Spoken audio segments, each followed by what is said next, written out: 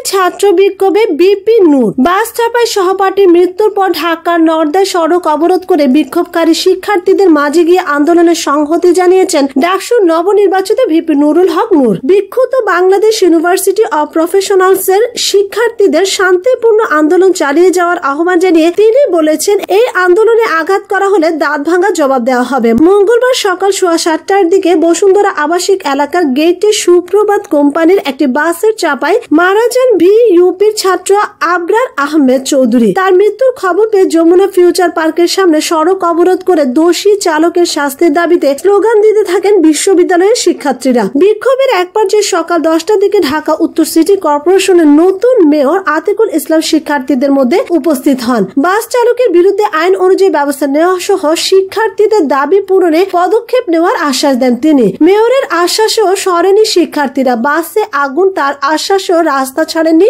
শিক্ষার্থীরা। মেয়র চলে যাওয়ার পর বেলা 12:30টার দিকে সেখানে সুপ্রভাত পরিবহনের একটি বাসে আগুন দেওয়া হয়। এরপরও সড়ক আটকে শিক্ষার্থীদের বিক্ষোভের মধ্যে বিকাল 4:45টায় কোটা সংস্কার আন্দোলনের নেতা রাশেদ খানকে নিয়ে সেখানে যান নূর। শিক্ষার্থীদের আন্দোলনের সংহতি জানিয়ে তিনি বলেন, ঢাকা বিশ্ববিদ্যালয়ের ছাত্র সমাজ একাত্মতা প্রকাশ করেছে। এর আগে নিরাপদ সড়ক আন্দোলন, কোটা আন্দোলনে রক্তক্ষয়ী হামলা চালানো হয়েছে। ছাত্র সমাজকে সচেতন থাকতে হবে। শান্তিপূর্ণ আন্দোলন বানচালে বিভিন্ন মহল ষড়যন্ত্র শুরু করেছে। শিক্ষার্থীদের শান্তিপূর্ণ আন্দোলনে আঘাত করা হলে ছাত্র সমাজ দাঁত ভাঙা জবাব দেবে। এদিকে ঢাকা বিশ্ববিদ্যালয়ে ইংরেজি বিভাগের স্নাতকোত্তরের ছাত্র নুরুল হক নূর সরকারি চাকরিতে কোটা সংস্কারের আন্দোলনে প্রথম কাতারে ছিলেন। ওই আন্দোলনে এক পর্যায়ে বিশ্ববিদ্যালয় ক্যাম্পাসে হামলা শিকার হয়েছিলেন তিনি। গত 11 মার্চ অনুষ্ঠিত ঢাকা বিশ্ববিদ্যালয় কেন্দ্রীয় ছাত্র সংসদ ডাকসুর নির্বাচনে বাংলাদেশ সাধারণ ছাত্র অধিকার সংরক্ষণ পরিষদের প্যানেলে ভিপি পদে প্রতিদ্বন্দ্বিতা করে জয়ী হন তিনি।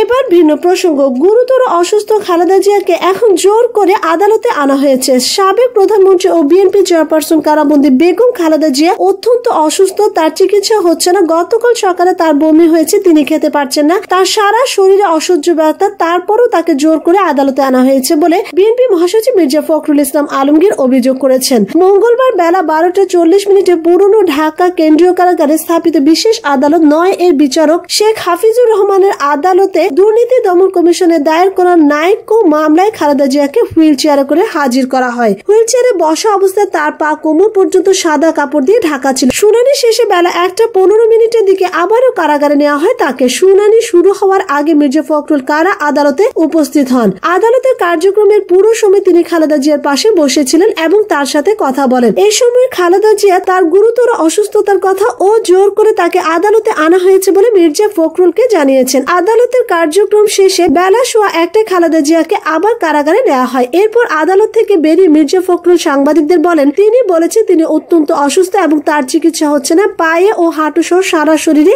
অসহ্য ব্যথার কারণে তিনি হাত পা নাড়াতে পারছেন না। আদালতেও তিনি মাথা সোজা করে বসে থাকতে পারেননি, তার মাথা ঝুঁকে পড়ে যেতে দেখেছি। আপনারাও দেখেছেন, তাকে দেখেই বোঝা যাচ্ছে তিনি খুবই অসুস্থ। তিনি ঘাটটাও চেয়ারের সাথে সোজা রেখে বসতে পারছেন না। মির্জা ফখরুল বলেন, তিনি বলেছেন পিজিতে তার কোনো চিকিৎসা হয় না।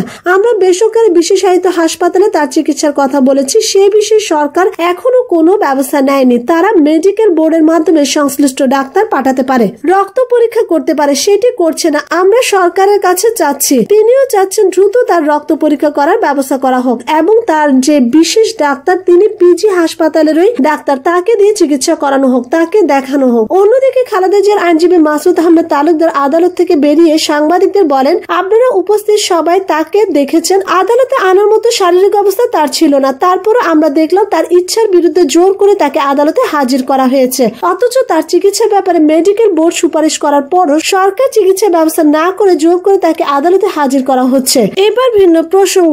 আন্দোলনের মাধ্যমে খালেদা জিয়াকে মুক্ত করতে হবে বলেছেন গয়েশ্বর রায়। মানুষের দুঃখ, কষ্ট, যন্ত্রণা প্রধানমন্ত্রী শেখ হাসিনাকে আনন্দিত করে বলে মন্তব্য করেছে বিএনপি স্থায়ী কমিটির সদস্য গয়েশ্বর চন্দ্র রায়। তিনি বলেন, মানুষের দুঃখ, কষ্ট, যন্ত্রণা প্রধানমন্ত্রীকে পুলকিত করে, আনন্দিত করে। দেশটা আজ এরকম একটা বিকৃত মানসিকতা সম্পন্ন মানুষের কবলে। প্রধানমন্ত্রী কোনো কিছুতে তৃপ্ত হন না, তিনি তার অতৃপ্ত বাসনা নিয়েই রাজত্ব চালাবেন, যতই পান ততই চান। বেগম খালেদা জিয়াকে কারাগারে রেখে তার মৃত্যুর সংবাদ তিনি যতক্ষণ পর্যন্ত না শুনবেন ততক্ষণ পর্যন্ত তিনি বিচলিত।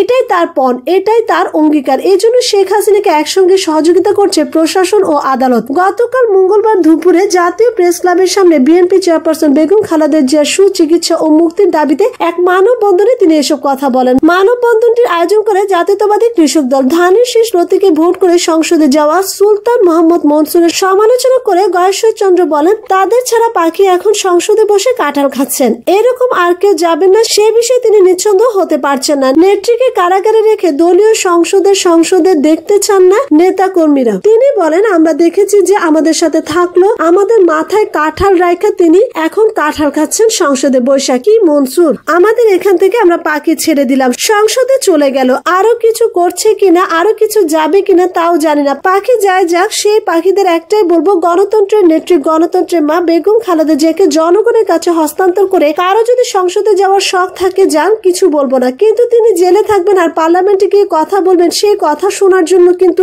আমরা কখনোই প্রস্তুত থাকবো না। বিএনপির এই নেতা বলেন, বেগম খালেদা জিয়াকে ছাড়া নির্বাচন হবে না, শেখ হাসিনাকে রেখে নির্বাচন হবে না, এই দুটির একটিও কার্যকর করলেন না। শেখ হাসিনাকে রাখলেন, বেগম খালেদা জিয়াকে মুক্ত না করে নির্বাচনে অংশগ্রহণ করলেন। বেগম খালেদা জিয়াকে মুক্ত না করে নির্বাচনে অংশগ্রহণ করলেন। সেই নির্বাচনে কেউ জেলে গেলেন, কেউ হসপিটালে রইলেন, কেউ বাড়িতে লুকিয়ে রইলেন, মাঠে নামলেন না। যখন পারবেন না তখন দানবের সাথে লড়াই করতে যান কেন? সে দানবের কাছ থেকে আপনি আপনার অধিকার কেড়ে নিতে পারবেন না, আপনার অধিকার প্রতিষ্ঠা করতে পারবেন না। সেই দানবকে রাষ্ট্রীয় ক্ষমতায় রেখে আপনি গণতন্ত্র কায়েম করবেন, এটা তো হয় না। কারণ দুধ আর তেঁতুল যদি একই ভান্ডারে রাখেন, সেটা হয়তো তেঁতুল খেতে পারবেন, দুধ আর দুধের জায়গায় থাকবে না। এই কথাটা তো ভাবতে হবে। সুতরাং আপনার শেখ হাসিনার নেতৃত্বে এদেশের গণতন্ত্র, জনগণের ভোট আদায় করে আপনারা সরকার গঠন করবেন। বেগম খালেদা জিয়া মুক্ত হবে, এই যে ধারণা, রাজনীতিতে এর চেয়ে নির্বুদ্ধিতা পরিচয় আর কিছু হতে পারে না।